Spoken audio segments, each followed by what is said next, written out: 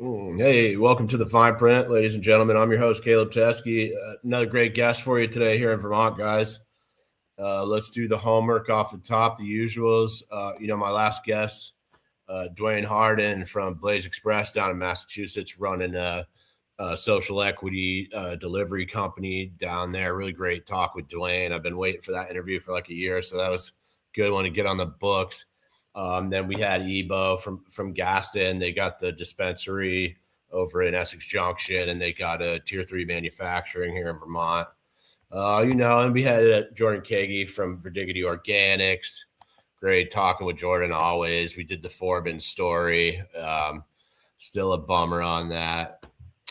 And then coming up, guys, I haven't really scheduled anything else, but I got Keegan Steyer from Sugar House Solvent List. We're going to get Keegan on. He was in Paradise last time we tried to schedule, so we had to reschedule. But I've also been talking with the guys from Sunkist Farms. I think they're going to come on for a show. That's about all I got for now. So, my guest today, guys, someone I met at Nikan. I thought their flower looked super nice. Here's a little sneak peek right here. And joining me from North Node Gardens today, it's Zach Peele. Zach, thanks for being here, man. What's up, guys? Thanks for having me, Caleb. First of all, stoked to be here. Can you we're going to play the little video here, and then will you do a 5-minute life story? Yeah, man.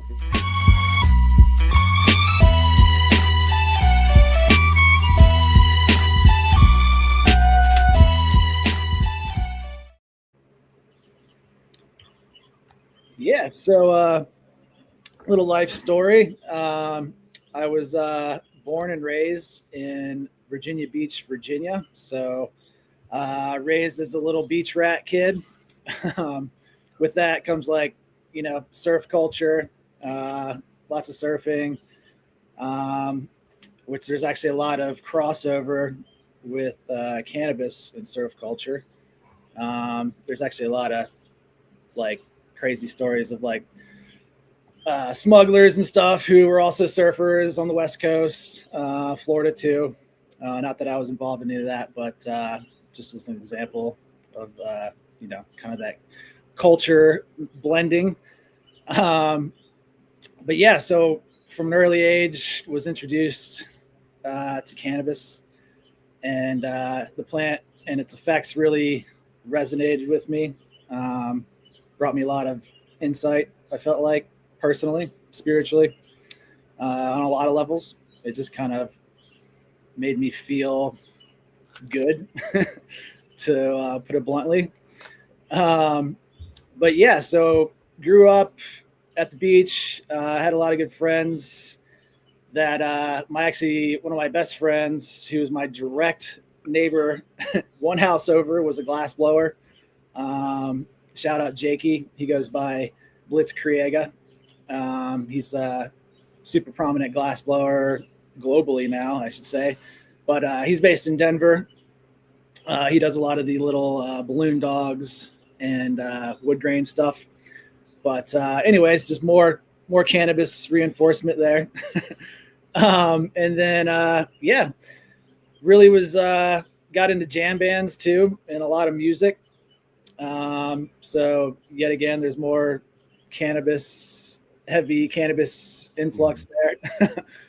We were going to festivals at a real young age. All Good was one, 2006, that stuck out. Was I think my first festival.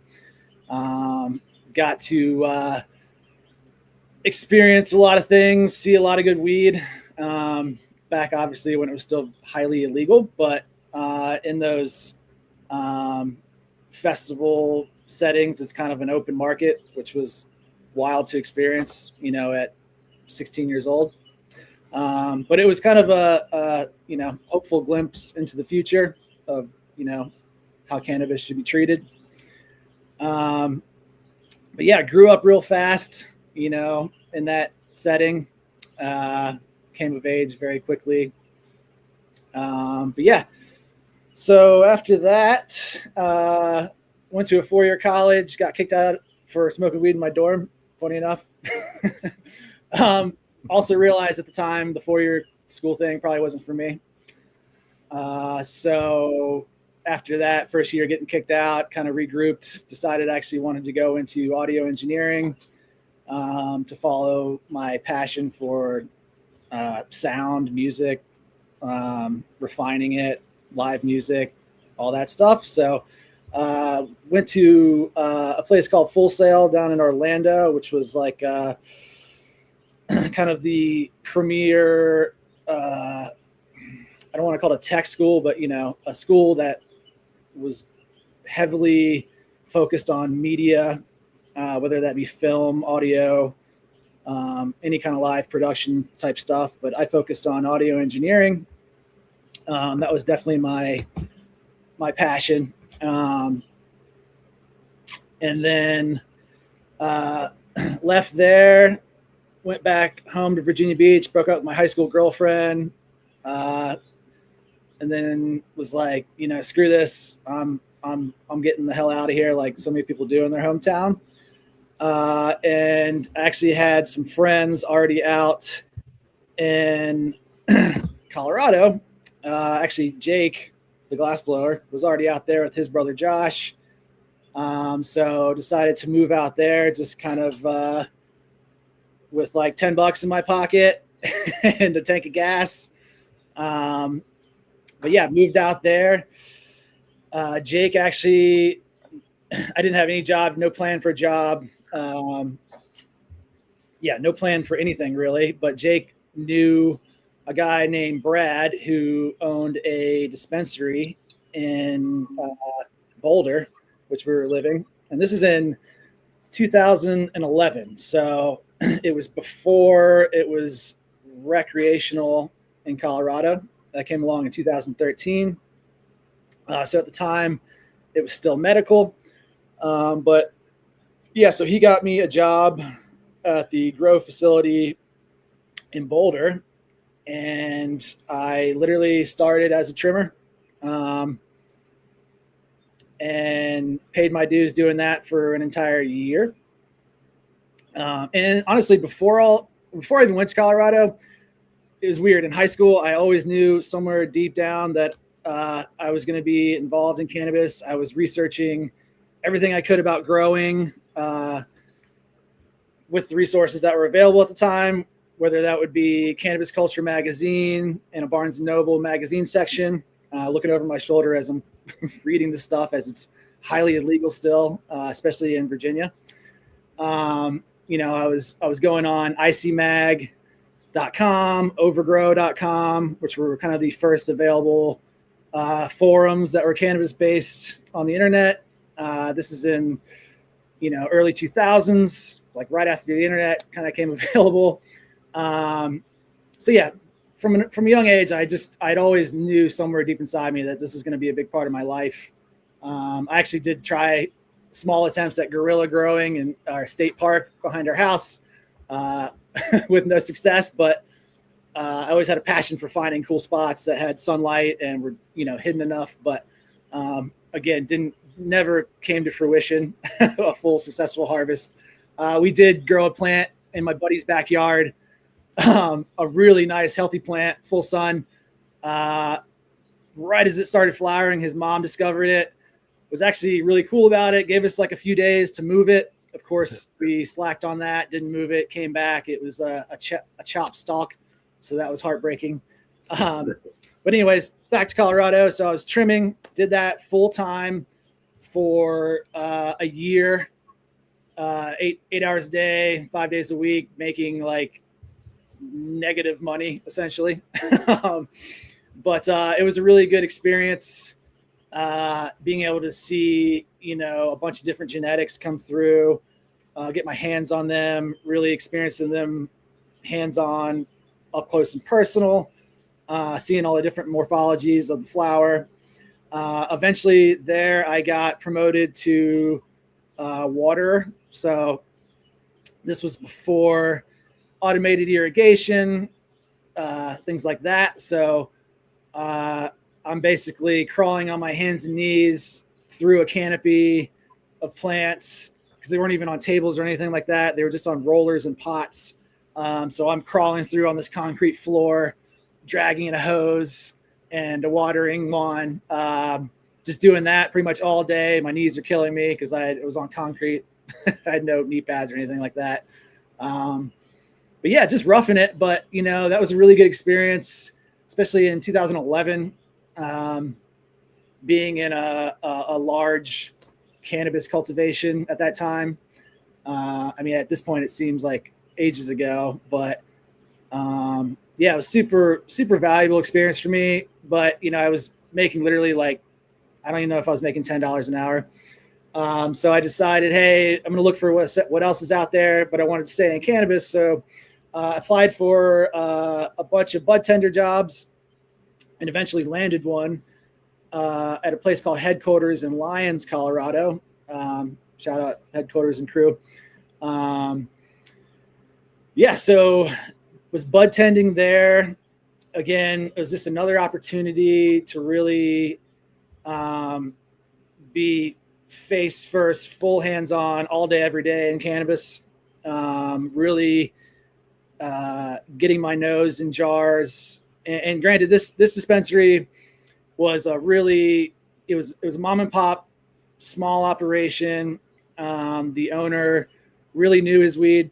So did the grower. So did all the staff, which I'm really grateful for, because there's so much to this day. There's a lot of shops that, they're just, you're pushing branding, you're just pushing bulk, biomass stuff that ultimately they don't care about the weed, they don't care about the quality, they don't care about the nuances of each individual strain. So that was an opportunity, again, to just further deepen my appreciation for different genetics and effects and smells and terps. But anyways, I was bud tender there, eventually got promoted to general manager. We expanded the shop, went into a bigger space. That was great. Actually, eventually we hired a bunch more people. I actually met my wife in that process. She was hired as a bud tender. Eventually was, promoted to manager as well. Not my doing, but she's very talented. So she earned that herself. So at that point, it was probably like 2014, 2015. My wife was super involved with it as well. And then we, granted, this whole time, I actually was kind of doing the legacy thing as well. Had the basement going, had a few lights down there. I simultaneously, while doing the legitimate end of things, also had my foot in the legacy basement market, if you will. So that was really good to be in both spaces, to brush shoulders with a lot of interesting characters and make a lot of good connections with folks that were heavily involved in cannabis. And that was, like I said, around 2015. My wife and I and my dog actually moved to Costa Rica for 7 months. Lived in a little casita down there with some money we had saved up. She had set her up with a little outdoor plot. That was fruitful. And then, really just surfed all day, every day down there. She did a ton of yoga, got in with like a yoga retreat that just hooked her up, which was awesome. Really just decompressed there. We did have, luckily, the guy that we were renting a property from was a glass blower. Also, found a way to keep us all medicated with good quality cannabis. Moved back, and funny enough, came back. The original place that I worked at in Boulder was called the Greenest Green, and they eventually grew into a company called 710 Labs, which, at this point they're very well known as like a pioneering rosin company. They do a lot of good flower too. And this was in 2017. Came back, worked for the Greenest Green. My buddy Corey, shout out Corey, the big dank. One of my best friends, also just an amazing cultivator and an amazing source of cannabis knowledge, extremely well connected and just is always on the cutting edge of methodology, technology, just always had the best weed too, to keep it simple. So I got to give him a ton of credit for keeping me in the loop and putting me on the right path of how to consistently produce top quality cannabis. But anyways, he was the director of cultivation at 710 Labs in Denver. So I got back there, was, a co-manager of the cultivation. And from that point really was learning how to do it on a commercial scale, while also still doing the basement thing. And, really gained a lot of invaluable knowledge about just equipment. That was the first time I saw a dosatron, which is a nutrient injector, kind of like an automated mixer of nutrients, and drip lines, automated irrigation, environmental controls that were automated as well, so you could have certain set points of time and want to hit a certain temperature at a certain time of day, stuff like that. So really just further allowed me to be a part of the process of dialing in environments and genetics and a bunch of different genetics at the same time, while also, figuring out what washed well for hash, what washed well for hydrocarbon, some indicators on the plant that, kind of gave indications of that before we actually did the test wash. For example, like a tackier, sandier resin to the touch on the plant tends to wash better, while something greasy to the touch tends to not wash at all, is better for hydrocarbon. So just little stuff like that was a really good opportunity. And then from there, pretty much right after COVID, or I should say as COVID was happening, got a call from my wife's parents to an opportunity to come do something back east. So, this was our dream ultimately to, my wife also was managing a different dispensary at the time, so was staying in cannabis. But, our dream was to be a part of ownership in some way or form. And we both had the skill sets to really, develop a business. She was more on the admin side, compliance. She's a really good rule follower. I'm not. We're good balance in that sense. But I had all the cultivation experience to do this on a larger scale. So we decided to come back east. She's originally from the area. Her parents are down in Massachusetts. So we went to Massachusetts, tried to start. We did start. We built out a facility down there. Got that up and going, was successful getting that, launching the brand. Unfortunately, like so many family businesses and relationships do, that kind of fell apart just on a family business level. But it was crushing at the time. But in retrospect, like so many things,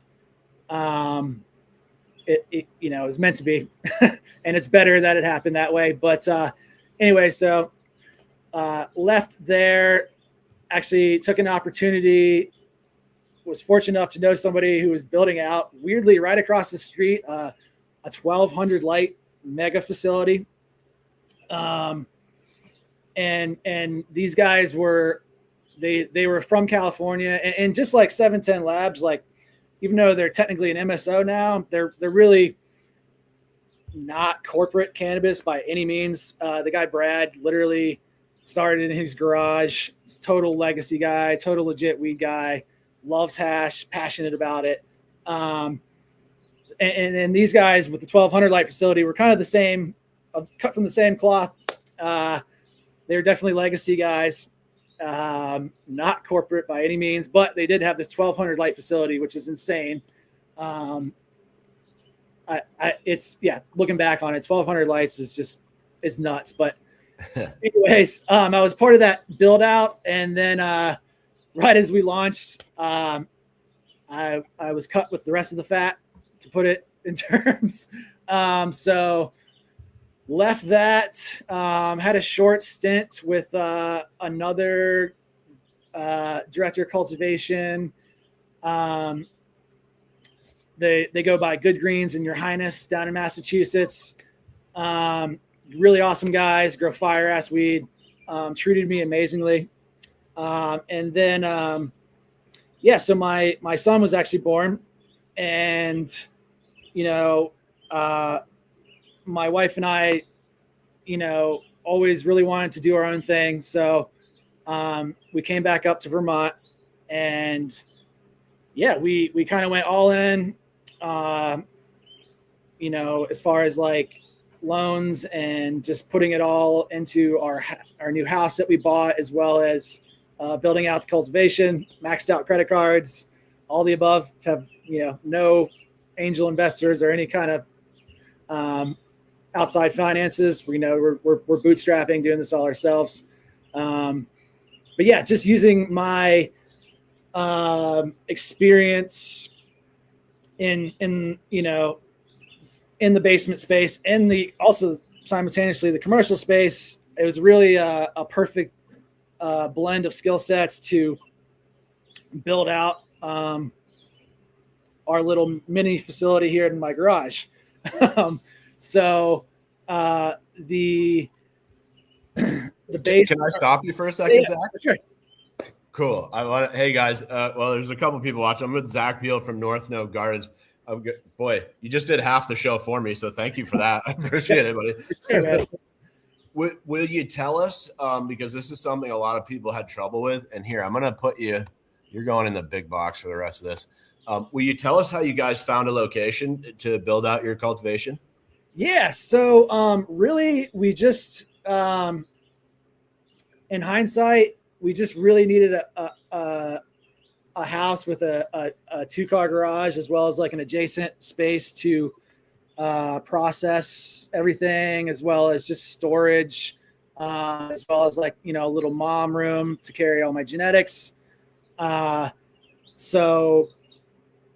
Really we just needed a house in Vermont that had the space for the cultivation. So we ended up in Arlington, which is in Southwest Vermont, kind of down near Manchester area, which we love it here. It's an amazing spot. The space is perfect. I got 12 lights in our garage. Sometimes I wish we got a little bigger space, because we're already kind of thinking about expanding our cultivation, but don't want to jump the gun too fast. But really just making sure that the infrastructure was there. But in hindsight, I kind of wish we were a little more centrally located in Vermont, from a distribution standpoint. Sure. Yeah. I'm on the road a lot. I know some other cultivators. Shout out Matt Smoke Ranch. He's down in like Brattleboro area. So he feels my pain. Jordan too at Verdigity. I just did a 10-hour plus road trip from here up through Burlington, up to like Danville, then back down through White River, coming back home. It's a lot of driving, but we're ultimately living our dreams, so I can't complain too much. Danville, that's my neck of the woods. You got to call me if you come back up here. Yeah, man, for sure. I will. We just started working with Bud Stop up there. So cool. Oh, beautiful spot. Yeah. Yeah, totally, man. Yeah. Totally. So, if I recall from the phone, you said this is just you and your wife doing the whole operation, huh?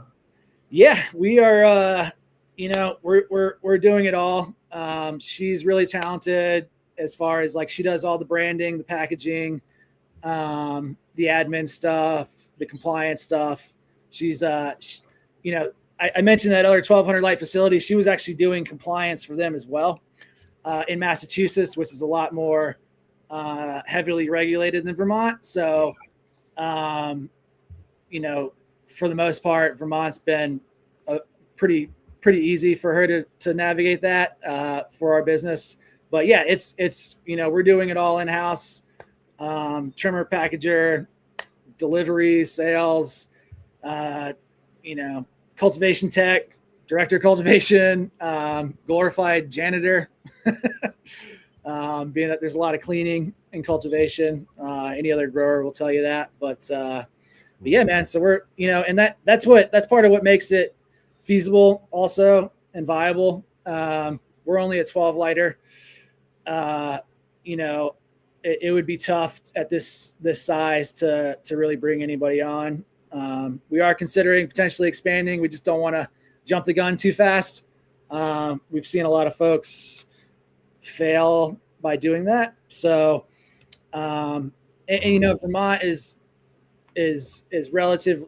It's small as far as the population goes. So we just got to make sure the brand is built to a point that it can handle, you know, an expansion before we do that too fast. So I think that's a great point too. It's something that my man Ben Wilcox said from Off Beat Farms. He says, "Don't grow more weed than you can sell." Which totally, man. And like, absolutely, like it looks good on paper always, like everything.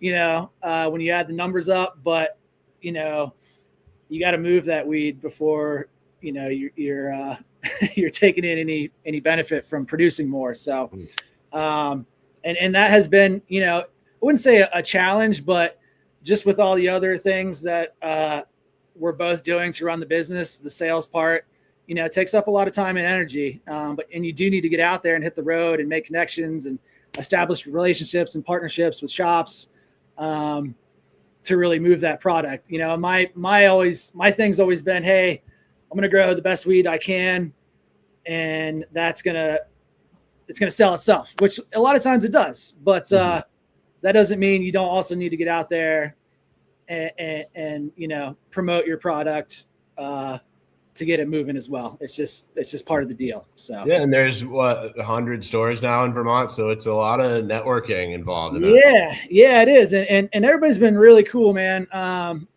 You know, everybody's been really welcoming for the most part. You know, I've had direct competitors, literally. I mean, honestly, I'll give again Matt Smoke Ranch a shout out. Super cool dude. You know, just like realized I had some decent flower.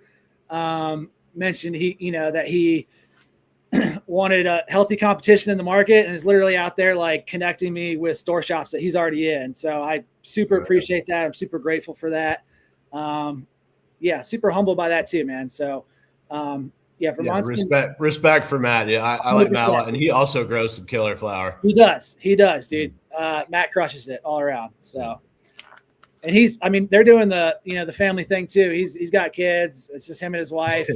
His baby has made an appearance on the podcast. Yeah, that's cool though, man. But yeah, it is a grind. When you're at that scale, just doing it all yourself. I mean, I'm usually, you know, I'll start my day at 7:00 and I'm probably, you know, in the thick of it. You know, most times I'm done at like anywhere between midnight and 2 a.m. So it's a grind, but ultimately, you know, super grateful to be here doing it in Vermont, and just super grateful for the community and just the opportunity to finally, you know, get my flower into people's hands. And it's just us. So, guys, it's Zach Peele, North Node Gardens.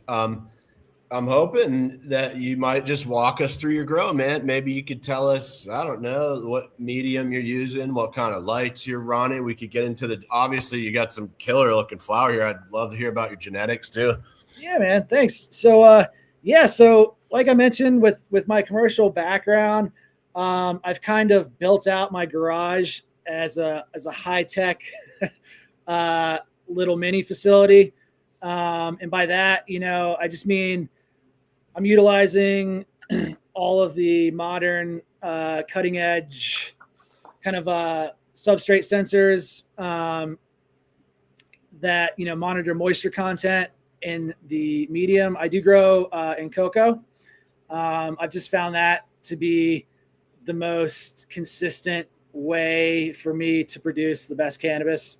But yeah, so, automated irrigation, and with the moisture content sensors, I'm doing a lot of irrigation strategy, or some people refer to it as crop steering. Utilizing drybacks as well as input EC and concentration of the formulation. So, and with that, you can kind of trigger the plant with certain stress cues or not. Like, for example, during days 1 through 21, I'm getting bigger drybacks. I'm kind of cueing the plant for more stress. And that helps it set the flowers, because the plant thinks, oh shit, I might be about to die. So I need to actually produce these flowers and get them set so I can reproduce as a plant as quickly as possible. But then after that, I actually go the opposite direction, and I'm running more frequent irrigation shots, keeping the medium more saturated. So then the plant has everything that it needs once the flowers are set. It's called the bulking phase. So from that point, it's got all the water, all the nutrients. It's getting multiple shots a day. So it's really packing on those flowers. And then towards the end of the cycle, I go back to the more stressed out. I use the term stress, but it's a good stress. And that actually, with the bigger drybacks, you're actually triggering the plant to produce more terpenes, potentially higher potency as well. So they're really just cues and stuff like that. But yeah, so that's irrigation. For lighting, I do run LEDs. I'm not even sure in Vermont if you could run HPS anymore with the efficiency requirements. You might be able to run like a 600 watt, which also crush. I'll be honest, I miss HPS. Yeah, tell us, do you have experience with both? Oh yeah, for sure. When I was doing my basement, all I had was HPS in Colorado.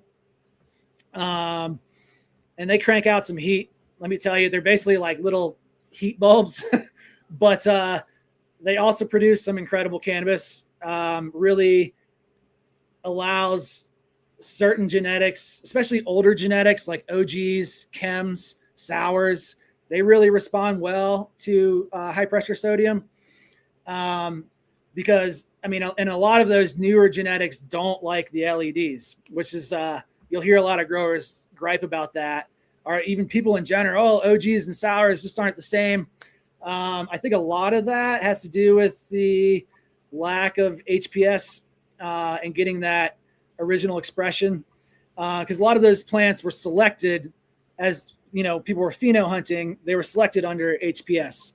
So that's really where they shine. But when you bring in LEDs, which are a totally different spectrum, some of them just don't like it, especially like a sour. It hates LED, doesn't express right.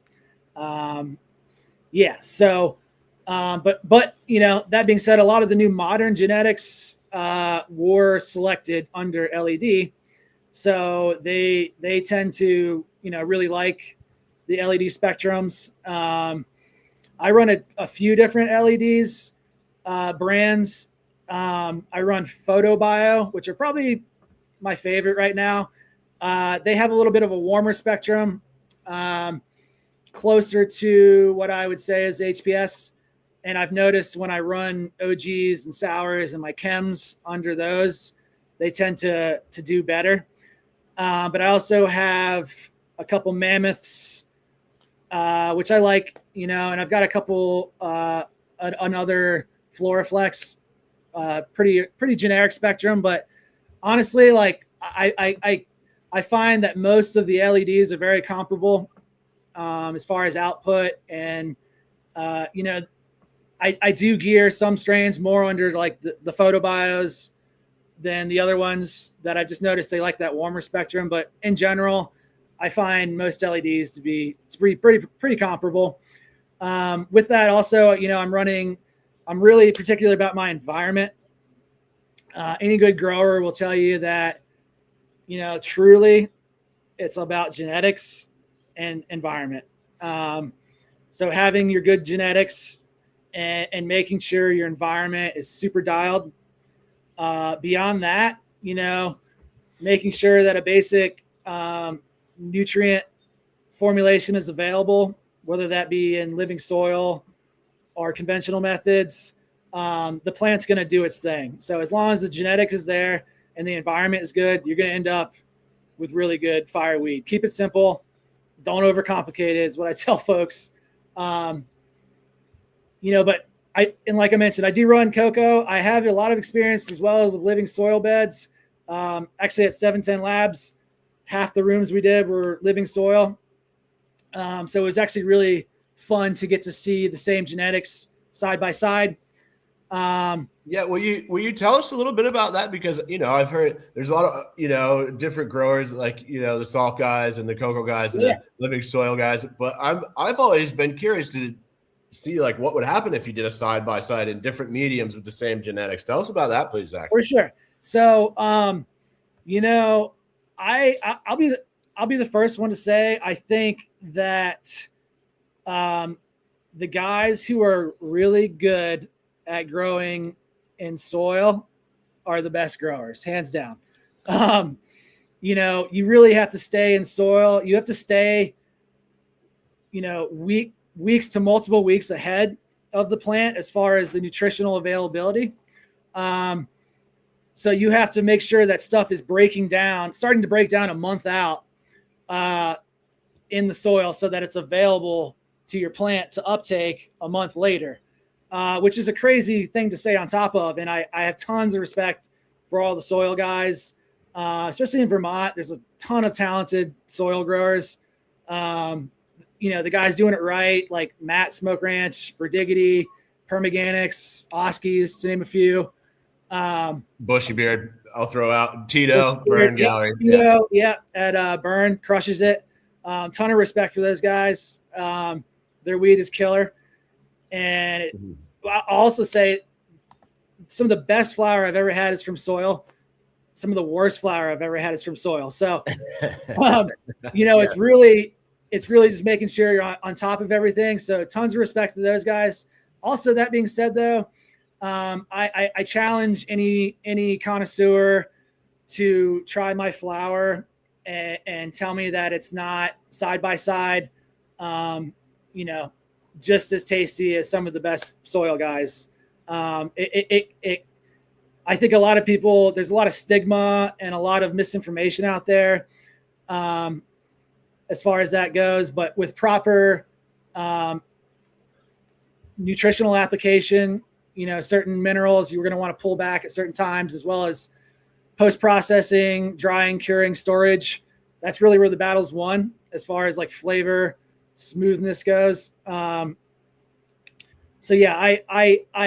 have a ton of respect for those guys. I just find that for me, I can consistently produce the best product in cocoa, and I'm not seeing any swings as far as just my quality going up and down.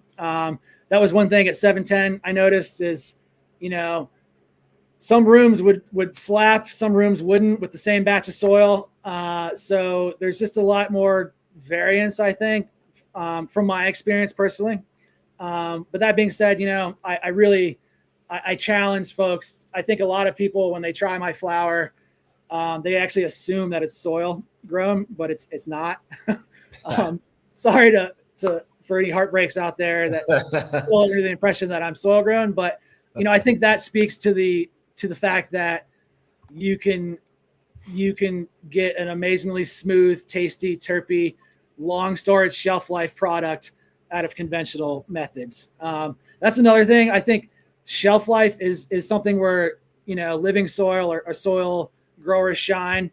I think a lot of salt growers that, maybe add a little too much nitrogen or not doing what they need to in post-processing, their flower tends to fall off as far as the smell and taste, after a month or so on the shelf. We really strive to lock that moisture content, that water activity into the flower and seal that and make sure that we're, not applying too much nitrogen towards the end, especially.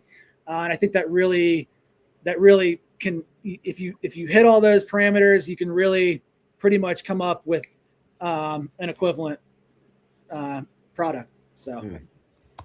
Thanks, Zach. Hey, we got 3 people watching, guys. If you have any questions for Zach, feel free to toss them in here. It's Zach Peele from North Node Gardens. I got a couple more for you, Zach. Thanks for being here. Also, I want to mention I am running under canopy lighting as well. Cool. I haven't seen a ton of folks. I've seen a couple people come online with it, but that's a really newer thing to the industry.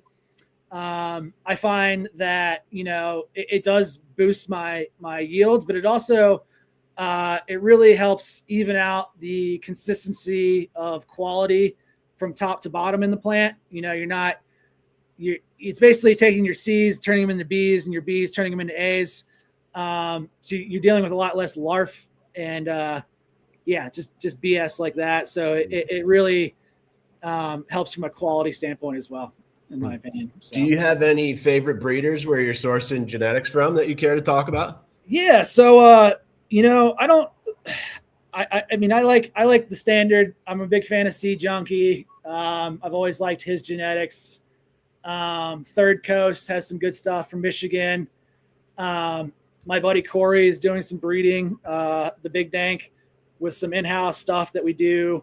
Our Cold Creek Kush is one of our legacy strains from the early 90s that we've kept around. That's really hard to find, but he's doing some cool breeding with that. So we've got some, I've got actually a cross of that in flower right now. It's Gelato 41, which is the gassier gelato, with the Cold Creek, which is a really unique gassy Chem 91 strain. I don't source directly from a lot of breeders. I'm fortunate. I have a lot of genetics, as anybody who buys North Node or sees us in the shop will be able to attest to. I got 12 lights. I'm usually growing 6 strains at a time. So the testing cost kills me on that, but it really allows for the variety, which I get bored with the same stuff over and over.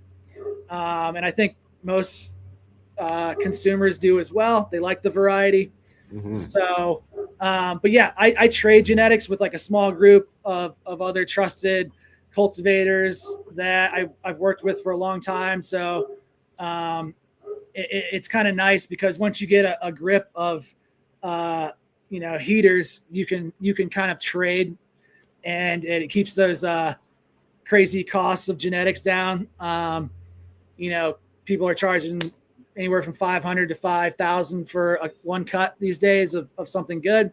But it allows us to kind of just swap and barter, which is nice. I've got, anywhere from like 20 to 25 genetics on hand at one time. And it's a lot to upkeep, and it's a lot of responsibility, but the genetics are everything. They're as a brand, as a cultivator. Like I mentioned earlier, it's genetics and environment. Having a library that's vast and diverse is super important to us. I tend to be a gas guy personally, but I love everything. But I try to, every harvest, I try to have a variety from, terps of like from the fruit spectrum to the gassy OGs and chems and everything in between. So.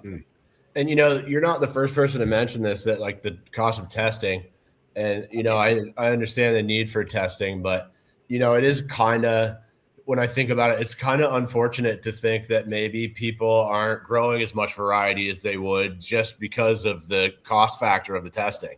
Oh, for sure, man. I mean, I've had shops be like, "Hey, man, just grow like 3 strains at a time," and I'm like, "Yeah,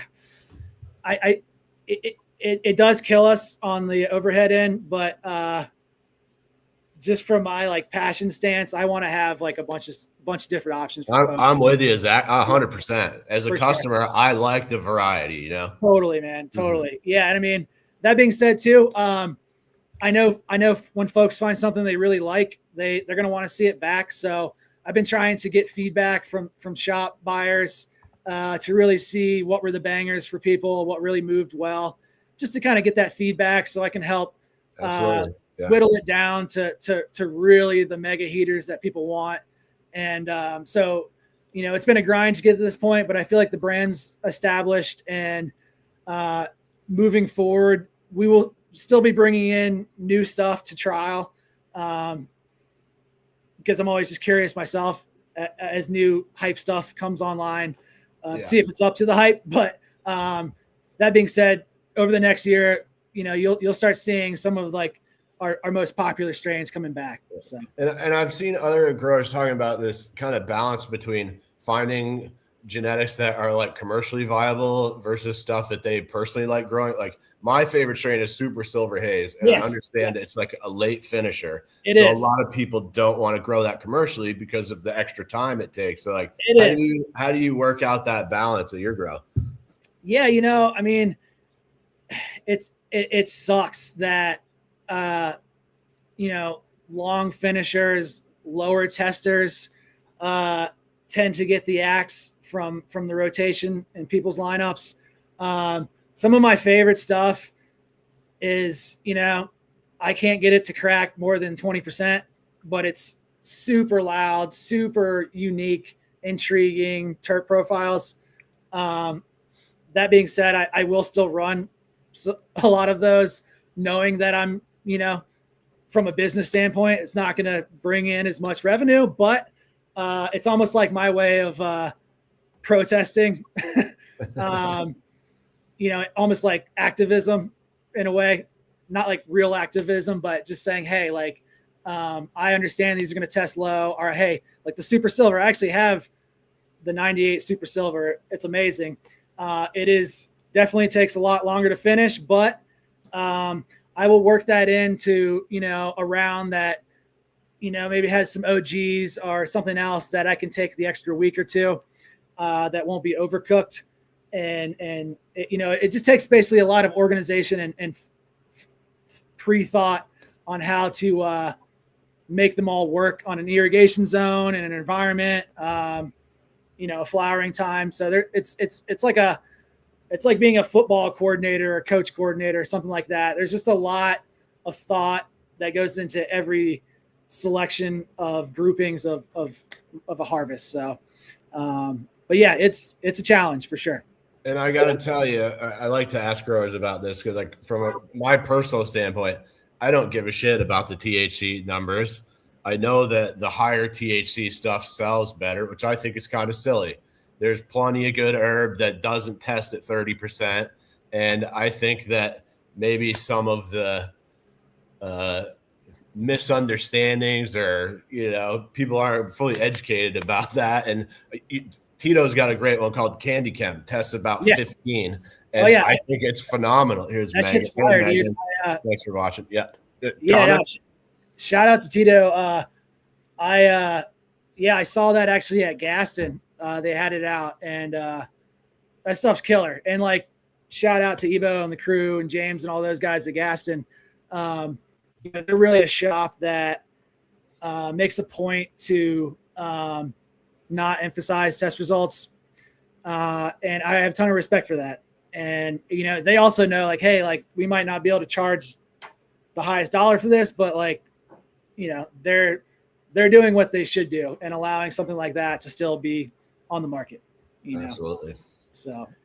So Zach, I got two more for you. Let me just slap this up. Zach Peele, guys, North Node Gardens.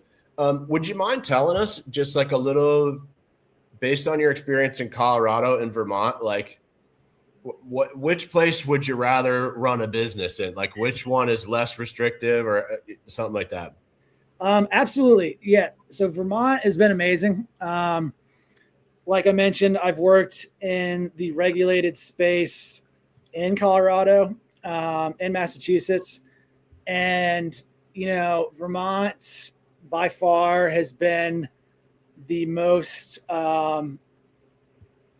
welcoming and just reasonable, I should say. I'm there's no option to start a business, a cannabis business in Colorado or Massachusetts. You have to have some deep pockets. I think just to get a license in Colorado, just for the license, not all the other fees that come with it, was like 25 grand. And in Vermont, it's $1,000. So, and they allow you, the tier ones, to operate from a home cultivation, which is just incredible. I'm not familiar with any other state that has that option and accessibility to get the foot in the door. So ultimately, yeah, we would not be running our own business if we were in Colorado or Massachusetts right now, because No shit. it just wouldn't be possible. Like I mentioned, we are bootstrapping this ourselves. So yeah, it just wouldn't even be possible. And especially the home cultivation thing. I mean, to build out a facility, a separate building is a hefty investment, which we eventually, potentially want to do here, but allowing us to do this out of our garage allows us to kind of use it as a stepping stone to get to that point. So ultimately, Vermont is amazing. Very reasonable as far as regulation goes. That being said, it's not perfect. There's always headaches.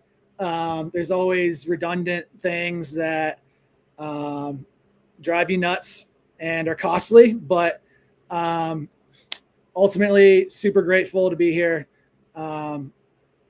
Yeah, we love the setup in Vermont. And yeah, honestly, as far as the market goes too, it's still, the state, I think, is doing a decent job. I mean, I know there was a bunch of applications initially. They've paused it for a bit to kind of let the dust settle. I think that's smart. Also in Vermont, there's no mega MSOs or massive facilities. And I think that is really what makes Vermont special. It's all small businesses for the most part. I mean, there's a couple mega facilities, but they're not super abundant. And right, just like the biggest grow here in Vermont, in California, would be like a little blip on the radar. Exactly. So, that really allows small businesses to have a chance to do their thing. It helps keep the market viable. Price of the pound right now in Massachusetts, it got down to like $600, which is about the cost of production, if not over. So yeah. So yeah, Vermont is still viable and healthy for now. And yeah, I don't have a ton of complaints about Vermont. I really don't ultimately. It's not perfect, but I think they do a really good job.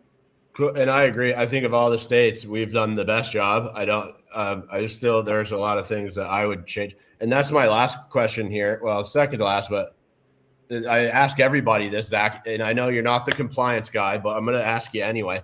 If you could rewrite all of the rules and regulations yourself, is there anything you would change that could help your business run more smoothly or something like that? Yeah. The labeling and stuff gets tedious and costly. I understand it. I'll go ahead and say something though that might be considered a little extreme, but might not either. I would totally, honestly, not require THC testing.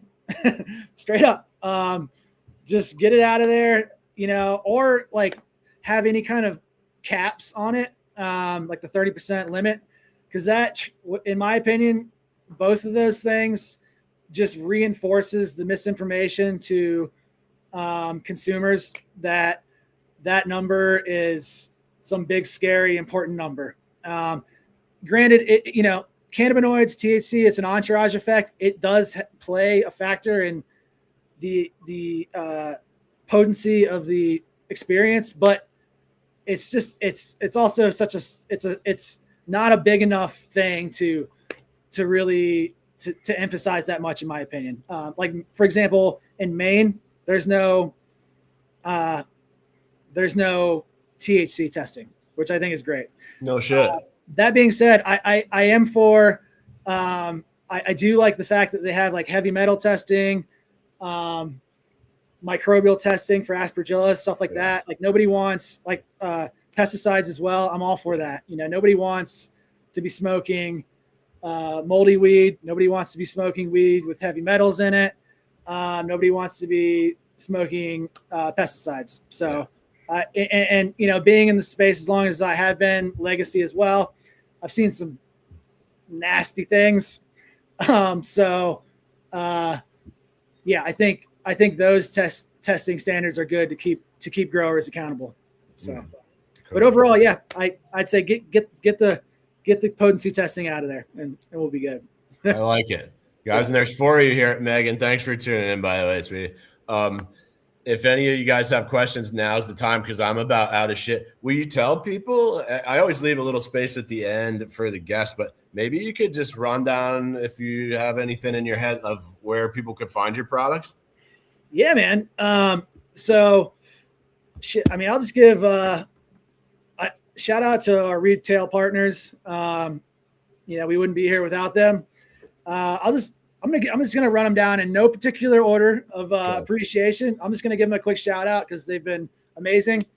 We'll do Verdigity down here in Manchester. Jordan's the man. Gas Station Rutland. Love you guys. Rattus, Wilmington. Yeah. Mountain Girl is also in Rutland. Yeah. Garcia's been amazing for us from the jump. Yes. Also another shop that doesn't emphasize THC. So shout out to them. Pine Grove Organics in Brandon, amazing shop. Those guys love their weed. They know their weed really well. Have been great. True 802. Hey Bud. Yep. Hey Bud. Winterland Haze. Cambridge Cannabis. Mother Plant. Gaston. Yeah. Pulteney Cannabis Company. Trap House. Magic Man. Little City Greens and Virgins. Tea House down in White River. Forbins, shout out to those guys, even though they're not operational right now. Much love to those guys. They've been great. Killer weed too. Sonny's, and then Bud Stop up in Danville, like I mentioned. Awesome. Yeah, man. Cool. Well, here, I'm going to slap your little photo up, guys. It's Zach Peele from North Note Gardens. Zach, let's see. I'm bringing myself back up because I'm out of shit. However, I do want to leave you one last minute here. If there's anything we missed that you think is super important or any shameless plugs or shout outs you want to do, now is the time. And thanks again for joining me. And please stick around for a minute after we get out of here. For sure, man. Yeah. So I just want to thank, anybody who's bought our products, our flour, our rosin. Really appreciate you guys. I hope you enjoy it. I'm always open to feedback, good or bad. I think we do a good job, but you got to stay humble in this position, and there's always room for improvement. So, but much love to you guys. I'll just shout out again, shameless, Corey, the Big Dank. He's a director of cultivation at Harbor House. Morgan McGovern. He's now the director of cultivation at the Health Circle, which I do some consulting for. He's down there crushing it. It's also his birthday today. Happy birthday, bro. Jakey Blitzkrieg. Probably wouldn't be on this path without you, bro. So thanks, man. Other than that, just grateful to be here. And thanks for having me on, Caleb. My pleasure. And we nailed the perfect hour there. I'm going to sign it off, guys. That's Zach Peele from North Note Gardens. I'm your host, Caleb Teskey. And remember, the devil's in the details, and the details are in the fine print.